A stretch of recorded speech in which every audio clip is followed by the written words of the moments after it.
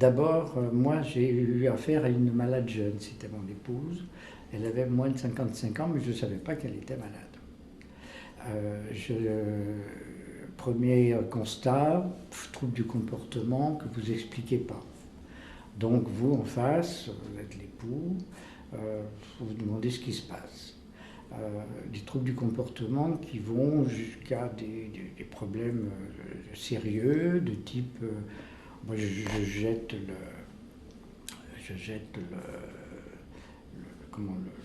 le bec de gaz, par exemple, de la cuisinière, parce que c'est rouillé, parce que, vous voyez, donc on le jette, et puis donc on s'aperçoit que la sécurité devient menaçante, on se perd dans la ville, on part sans sac, sans rien du tout. À la maison, on vous met dans les tiroirs des papiers hygiéniques utilisés, vous voyez, des choses comme ça. Donc vous commencez à vous demander ce qui se passe. Bon. Quand ça m'est arrivé, donc c'était début des années 90, j'ignorais complètement que la maladie d'Alzheimer pouvait même exister. Donc là, ça commençait, il y a eu presque 5 ans, si vous voulez, d'une interrogation et d'une souffrance personnelle en disant mais qu'est-ce qui se passe, d'autant plus que parfois l'agressivité commençait à apparaître, faisant soi-disant, en tout cas ressenti par l'aidant comme quelque chose qu'on fait exprès pour contrarier. Donc vous êtes déjà déstabilisé. Bon. Donc déjà l'aidant aborde la maladie sous un angle de questionnement. Qu'est-ce qui se passe? Et ça peut durer plus ou moins longtemps suivant la maladie. Moi, cette maladie, pour moi, m'a duré donc, on va dire, un peu plus de 10 ans. 13 ans, quelque chose comme ça. Mais les 5 dernières années ont été plus difficiles. Parce que donc, quand après l'oubli commence à venir, donc là, vous commencez à vous dire, alors là, il y a peut-être une maladie. À ce moment-là, vous consultez. Voilà. Mais il y a toute une phase de temps qui se passe où vous avez déjà l'affection qui se délite, les liens affectifs, vous voyez. Et la première souffrance finalement de l'aidant, c'est le lien affectif qui commence à se défaire en raison de l'incompréhension de ce qui se passe chez le cas typique de l'aidant seul en face de la malade. Bon, j'ai une fille handicapée, donc qui ne pouvait pas m'aider. Et au milieu de cette maladie, en 1995, on a perdu notre fils. Notre seul fils qu'on avait, on l'a perdu. Donc il est mort d'une tumeur du sous-cerveau. Donc ça a précipité sa propre maladie. À partir de là, c'est devenu tellement sérieux que j'ai consulté. Le diagnostic est tombé, maladie d'Alzheimer. Donc il fallait gérer. Mais je savais, au moins j'avais un nom sur la maladie, je savais qu'il y avait donc heureusement je tombais juste au moment où j'étais à la retraite, parce qu'avant je travaillais, donc pendant les 7-8 années précédentes j'étais en plein travail, j'avais un travail international, donc je voyageais beaucoup, j'étais jamais là. Il fallait quand je rentrais, c'était pour réparer tout ce qu'il fallait. J'ai fermé son magasin en catastrophe parce qu'elle se faisait voler sans s'en apercevoir. Enfin, il y a eu donc des désastres aussi de ce côté-là. Donc j'aborde la retraite, si vous voulez, déjà très déstabilisée, en face de grandes difficultés qu'elle me présentait, enfin qu'elle présentait, quoi. Vous vivez avec la maladie sans savoir que c'est une maladie. Exactement. Et pourquoi, enfin, comment expliquez-vous que vous n'alliez pas consulter quand c'est des troubles comportementaux, si vous voulez. Vous le mettiez sur le compte de quoi? C'était difficile à dire. C'était l'incompréhension. En plus, comme je voyageais, je rentrais que le week-end, je ne pouvais pas bien me rendre compte de tout. Et puis c'est quand j'ai vu les désastres au magasin, les problèmes grandissants, et là ça tombait bien parce que je commençais à rentrer à la retraite, c'était en 2000. Donc j'ai fermé le magasin en 2000, et là, à ce moment-là, j'étais présent presque tout le temps, enfin à partir de 2001, donc j'ai pu voir ce qui se passait vraiment. Voilà. Mais avant, je faisais que réparer tous ces comportements un peu aberrants que je rencontrais au cours de la semaine, enfin, qui m'étaient rapportés au cours de la semaine. Donc c'était difficile de dire, ben, elle est malade. Bon, est-ce qu'elle était... J'ai pas mis un nom d'une maladie dessus. Voilà. J'ai pensé que, ou bien elle vieillissait, ou bien elle en avait assez de tenir son magasin, alors qu'elle a été heureuse dans ce magasin, ou bien est-ce que je me faisais que de poser des questions. Jusqu'au jour où quand même il a commencé à y avoir des oublis sérieux. On se fait cambrioler parce que ses clés, il les avait laissées sur le comptoir de son magasin. Enfin, tout y est passé. Et donc finalement, là, je me suis dit, là, ça commence à être sérieux. Donc on a consulté.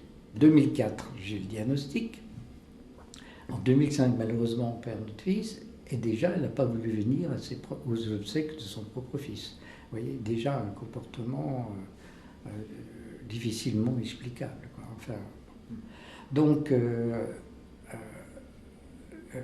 en 95, donc tout va un petit peu mieux dans la mesure où je sais qu'elle est malade et qu'à ce moment-là, il doit y avoir... En 2005. C'était 2005. En 2004, diagnostic, 2005, j'enterre mon fils parce qu'il fallait que j'aille au plus pressé. Et puis après, je me dis, il faut que je m'occupe de cette maladie. Donc j'ai une autre fille qui est donc en fauteuil roulant qui ne pouvait pas m'aider. J'étais donc seul en face d'elle-même. Donc en 2005, je consulte. Et quand on me dit que c'est la maladie d'Alzheimer, tout de suite, je me rapproche des gens qui s'occupent de... Là, c'était à ce moment-là ex-Alzheimer. Et là, j'apprends tout ce qu'il faut avoir comme comportement, comment risque d'évoluer la maladie. Et là, ça, même au niveau des neurologues de l'époque, on ne connaissait pas beaucoup. Elle a été soignée à l'hôpital, et à l'hôpital, on ne connaissait pas la maladie d'Alzheimer. Le neurologue de l'association, lui, connaissait beaucoup mieux, et effectivement, il m'a beaucoup apporté sur le comportement adéquat pour, disons, adoucir la vie quotidienne et ne pas heurter la malade. J'ai assisté à tous les colloques possibles. Il m'a beaucoup apporté en conversation privée sur la maladie, sur la façon dont elle allait évoluer, ce qu'il fallait faire, pas dire, le comportement, des choses très simples, mais comme s'adresser droit devant, elle ne voulait plus sortir, enfin, tout ça, tout ce qui est arrivé ensuite, j'étais préparé.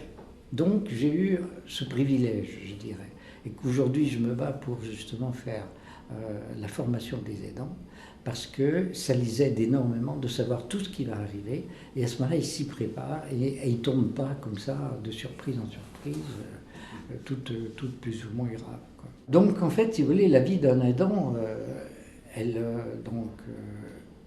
est d'une dureté folle que l'on ne peut pas imaginer.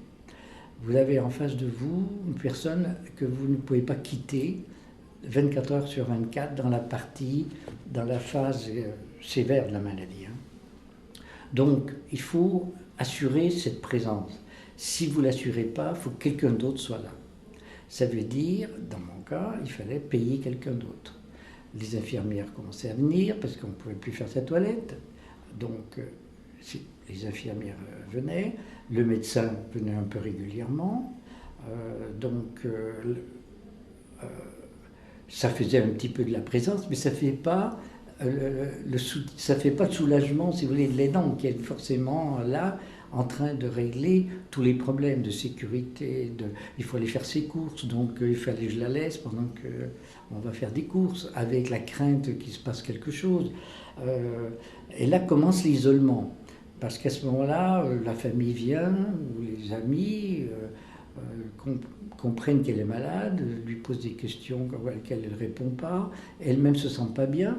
On s'aperçoit très vite que de voir des personnes, ça l'affole, elle ne comprend pas bien, des fois elle ne les reconnaît pas, ce qui fait que ça devient un véritable inconfort pour elle et pour l'aidant de faire venir quelqu'un. Donc l'isolement s'installe petit à petit. à la fois de la part des gens, des visiteurs, puis à la fois de l'aidant qui ne veut plus voir personne parce que finalement ça devient une contrainte et une gêne générale. Donc il y a l'isolement qui s'installe avec tout le souci, donc il ne peut plus partir parce qu'à un certain moment vous allez faire vos courses, mais vous vous dépêchez de revenir parce que qu'est-ce qui s'est passé pendant ce temps-là? Dans la mesure où elle est encore valide, elle peut sortir, fermer la clé, on ne peut pas l'enfermer non plus. Est-ce que je vais la retrouver à la maison? Enfin, vous voyez le stress qui monte, cet inconfort de vie qui fait que jour et nuit, l'aidant est sous une pression psychologique infernale. Voilà.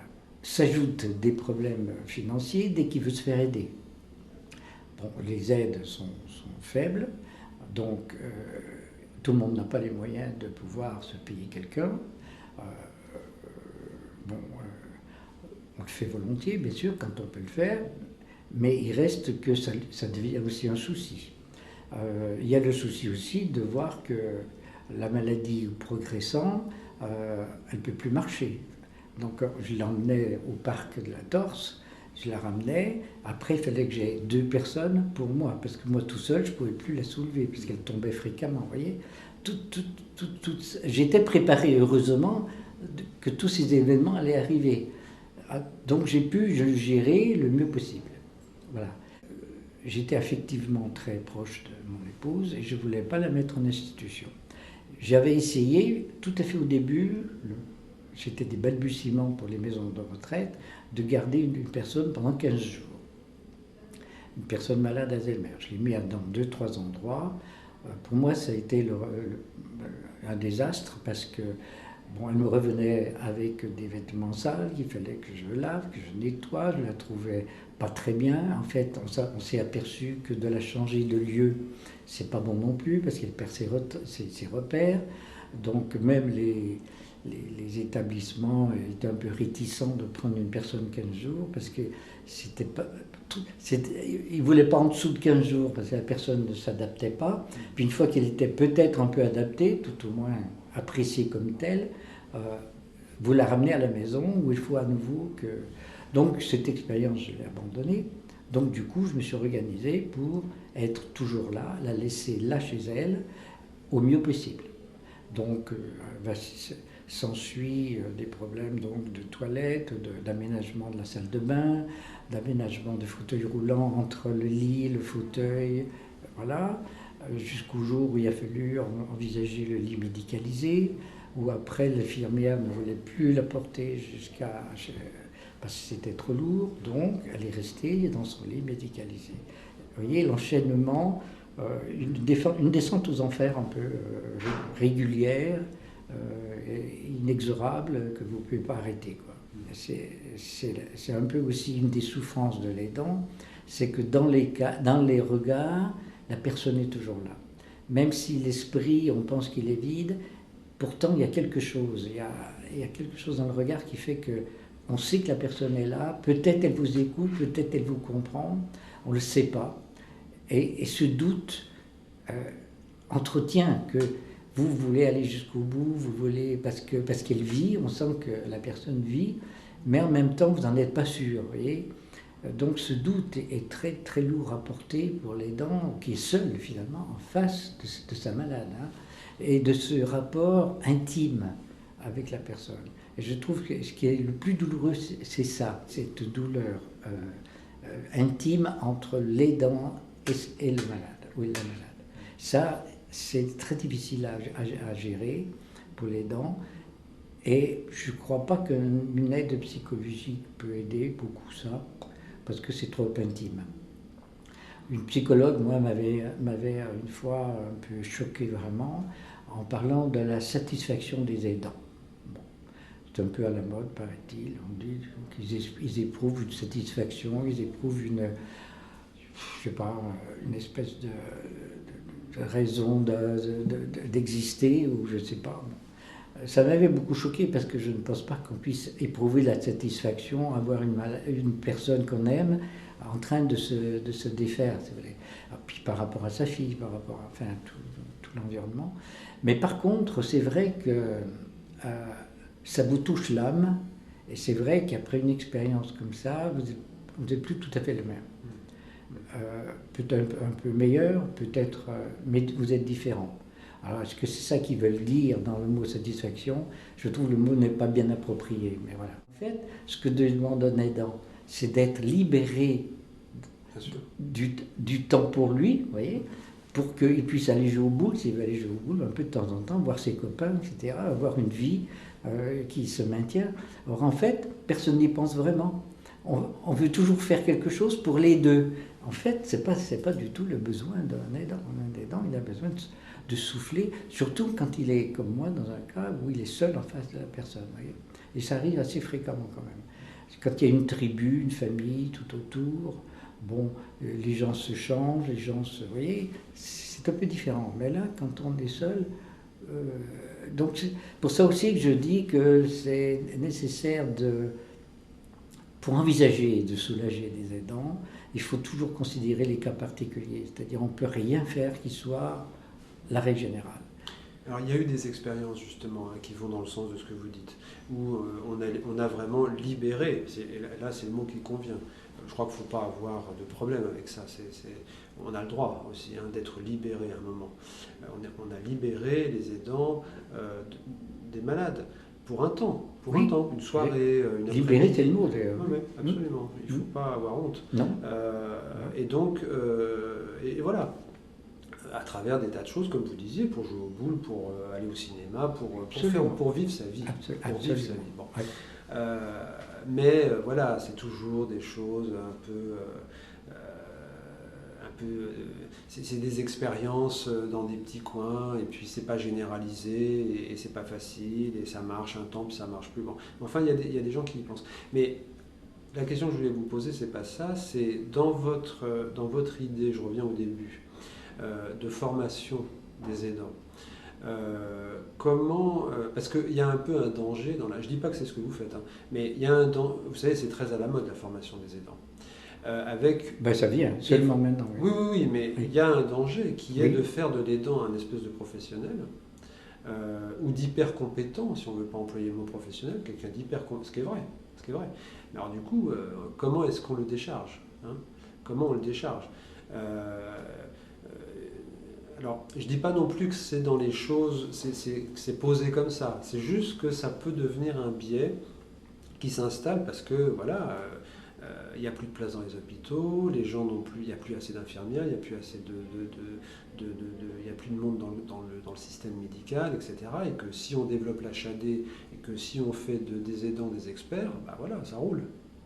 Bon, alors je caricature, hein, bon, mais quand même, où est la place là, quand vous faites de la formation des aidants, est-ce que vous abordez cette question justement de la liberté? Alors moi je ne fais pas la formation des aidants. Je suis pour, mais pas la formation que j'entends dire où il faut qu'il fasse aussi des soins. Pour moi la formation des aidants c'est d'abord comportemental. C'est-à-dire, disons, ne pas répondre à l'agressivité, savoir détourner quand une idée fixe prend la personne, savoir détourner l'attention sur autre chose, ne pas l'approcher dans le dos, en lui parlant dans le dos pour ne pas la surprendre. C'est tous ces petits détails de la vie quotidienne, c'est comportemental à mon avis. Ne pas surtout répondre à l'agressivité, essayer de lui apprendre à savoir que elle ne sait pas ce qu'elle fait, donc il faut qu'il en tienne compte. Donc toujours lui répéter, attention, ne pas réagir impulsivement à tout ce qui se passe. C'est là-dessus que je pense la formation. Mais le faire participer encore aux soins, il est bien déjà obligé. Il lui donne à manger, souvent, il est obligé. Moi, la gastrostomie m'avait beaucoup occupé aussi. Bon. Mais je pense qu'il ne faut pas le mêler à ça. Il faut laisser les professionnels faire leur travail et lui s'en dégager le plus possible. Par contre, il faut lui apprendre que l'affectivité est toujours là, parce que la plupart, ils se renferment sur eux-mêmes, ils pensent qu'ils sont plus aimés, ils pensent, etc. Et ça, c'est ça qui est dur pour eux. Voilà. Pour moi, oui, c'est ça la formation. Moi, j'arrêterais la formation à cet aspect comportemental, affectif, comment faire en face d'une malade, ou d'un malade en fait, même. Parce qu'ils en souffrent beaucoup, ils ont l'impression qu'il n'est plus là, que ceci, enfin j'entends un tas de choses qui n'est pas vrai non plus, mais il faut leur apprendre ça. C'est en même temps extrêmement difficile. Quand le malade ou la malade ne vous reconnaît plus, ou vous demande qui vous êtes, ou bon, pour des raisons, j'ai envie de dire, justement, qui ne sont pas affectives, justement. Quand elle dit ça ou quand elle demande ça, elle n'est pas en train de ne pas vous reconnaître, fondamentalement, je veux dire. Il n'y a pas d'hostilité, c'est une connexion qui ne se fait pas. Oui. Malheureusement, j'ai envie de dire, c'est aussi simple que ça, Oui. dans un sens. Oui. Il n'y a pas d'affect, il n'y a pas de mépris, il n'y a pas de... Vous voyez. Non, bon. D'accord. Oui. Sauf que, bon, c'est facile à dire. C'est facile à dire. Oui. Quand on le vit, c'est pas comme ça. C'est Oui. pas comme ça. On ne peut qu'être dans le sentiment. Mais est-ce que ça, vous avez réussi à en faire quelque chose? Enfin, je veux dire, est-ce que vous êtes d'accord ou est-ce que vous en parlez de ça? Est-ce que... Alors, vous savez, ou ça reste quelque chose d'indépassable? Voilà, c'est ça. Quoi exactement? Cette idée que, voilà, quand on n'est plus reconnu, quand on vous demande... Ah oui. Alors, j'ai une petite, une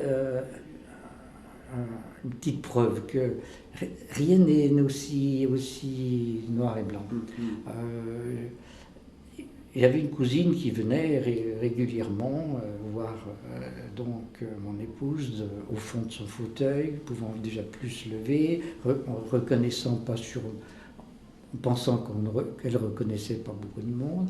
Et donc elle vient avec son époux. Et moi je ne la supportais pas bien parce que, bon, effectivement, je ne l'aimais pas beaucoup. Mais je lui demande, bon, et vous, ça va? Et j'attendais la réponse toute simple, de dire oui, nous ça va, une réponse de ce genre-là, vous voyez. Et moi ça va très très bien, et puis avec des grands gestes, je remercie le bon Dieu d'être en bonne santé, debout devant mon épouse au fond de son fauteuil, et en train de faire une parade là, tellement ridicule et déplacée que je me suis mis dehors. Bon. Et puis quelques temps plus tard, je racontais ça à une de ses sœurs qui venait la voir. Je lui ai dit, je ne veux plus voir Maggie. Pour ce comportement, je décris ce comportement. Eh bien, mon épouse a réagi. Elle était contente. J'ai vu de la satisfaction dans son regard.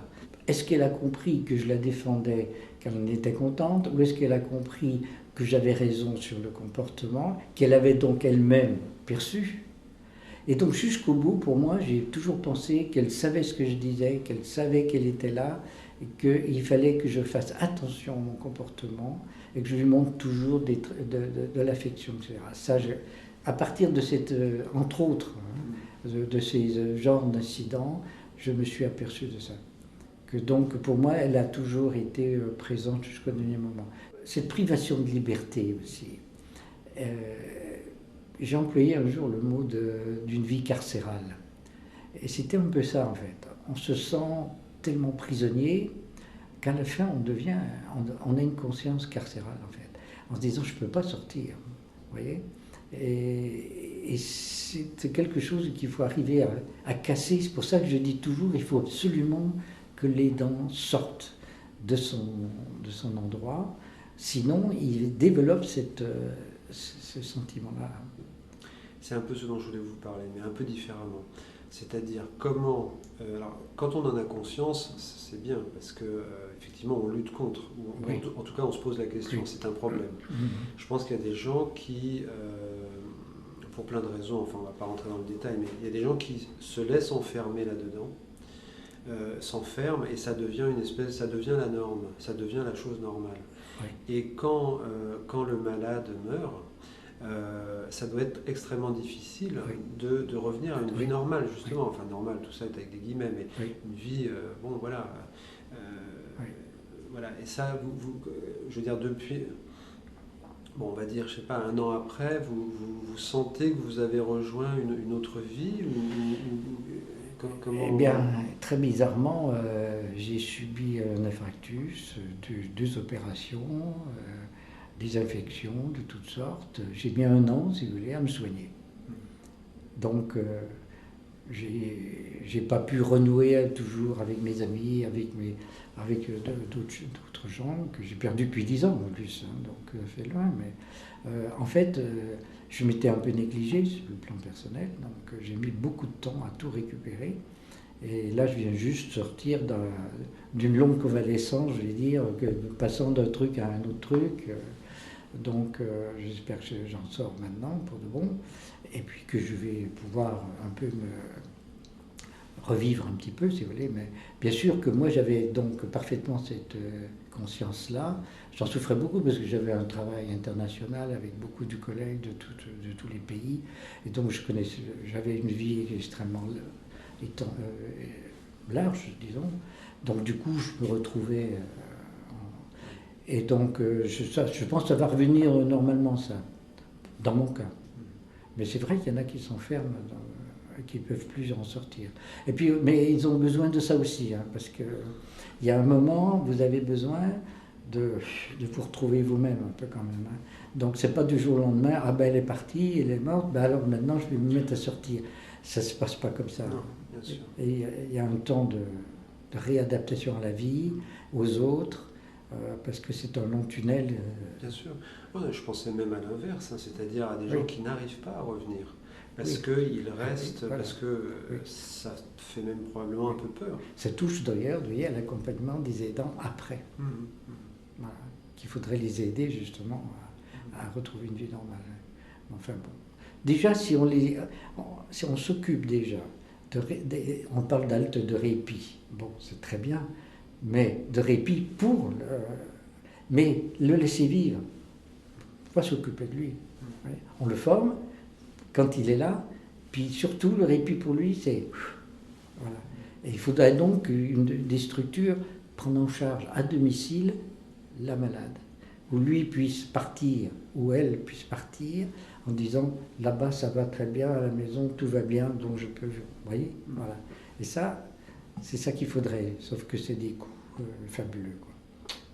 J'ai compté presque 120 heures par mois qu'il faudrait de liberté à un homme normal pour avoir un week-end, une journée par semaine et un week-end, qui puisse aller se faire soigner les dents, qui puisse faire ci, etc., ses propres soins.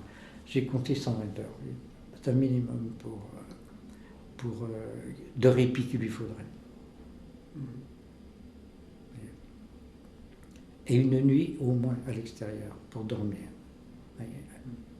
Alors j'ai envie de vous poser une question un peu difficile, mais bon.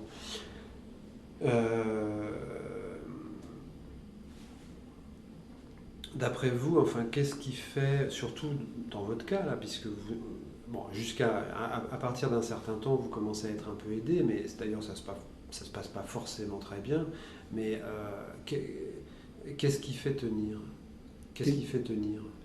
Qu'est-ce qui fait tenir? Ah, c'est une bonne question. Vous savez, j'ai toujours eu une devise dans ma vie. Mais là, je ne sais pas si elle était adaptée là, dans ce cas-là. Mais aussi bien professionnelle que familiale, j'ai toujours la devise que j'ai prise à 10 €, que je me sens mieux avec moi-même lorsque je fais ce que je dois. Et si vous voulez, c'est pas que du devoir pourtant. Bon, mais le devoir, il est là, c'est mon épouse, je l'ai en charge, je l'ai, en droit comme en morale, c'est à moi de prendre soin d'elle. Donc, je ne me suis pas posé la question, j'ai fait ce que je devais faire. Et en plus, j'avais des liens affectifs qui n'ont jamais été affectés, sinon la souffrance de voir que je la perdais, mais sinon, on tient parce qu'il faut. Parce que, vous savez, la nécessité fait conscience un peu. Hein. Vous êtes devant la nécessité, là, qu'est-ce qu'il faut faire d'autre, hein. Alors la mettre alors ça, c'est la lâcheté pour moi, de mettre en institution. Moi, je trouve que c'est de la lâcheté, mais bon, il y en a qui ne peuvent pas faire autrement, qui sont malades eux-mêmes, qui n'ont pas la force, qui n'ont pas des gens pourtant intelligents. J'ai été surpris de voir pour qu'ils prenaient la décision de la mettre en institution. Des couples aimants pourtant, apparemment. Mais je trouve que jamais je l'aurais fait. Je pense que là, je pense que là quand même, c'est dur. Bon, je crois que c'est très compliqué. Mais c'est des cas personnels. Ouais, ouais. Non, je comprends tout à fait votre point de vue. En même temps, je ne condamnerai pas. Bon, c'est très difficile. Puis il y a des endroits formidables. Hein. Enfin, je veux dire, il y a aussi des endroits formidables. Donc oui, c'est pas se débarrasser, c'est peut-être justement une espèce de coup de chance inouï qui permet. Oui. C'est pas la règle, hein. Oui. Je suis pas du tout en train de dire que c'est la règle, hein. Sûrement pas.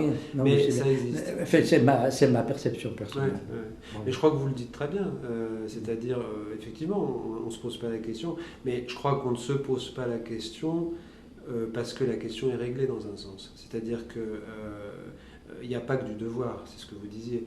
Il y a de l'amour, il y a sûrement il y a beaucoup d'attachement. Oui. Et donc, c'est complètement naturel dans un sens. Il y a de ça, puis oui, puis il y a le regard de sa fille. Elle ne comprendrait pas que comme non, j'ai trouvé ça naturel. C'est naturel, quoi. Voilà. Vous êtes là en face de quelqu'un qui souffre, qui est malade. Bon. Peut-être que j'aurais souhaité que ça se fasse à l'envers, que ce soit la même chose. Hein. J'en sais rien, je n'ai même pas pensé à ça, mais quelque part, je pense que je ne pouvais pas faire autrement. C'est impossible. Bien sûr que vous l'auriez souhaité, c'est ce que vous disiez de Diderot, mais ça c'est valable. Je veux dire, on est en droit d'espérer pour soi ce qu'on fait pour les autres. Je veux dire, c'est la moindre des choses, même si on ne se le pose pas. C'est juste même une question, c'est une position morale, hein, c'est une position, c'est une tenue. Mais on n'y pense même pas, effectivement. On n'y pense même pas. Quand ça se produit, on est content.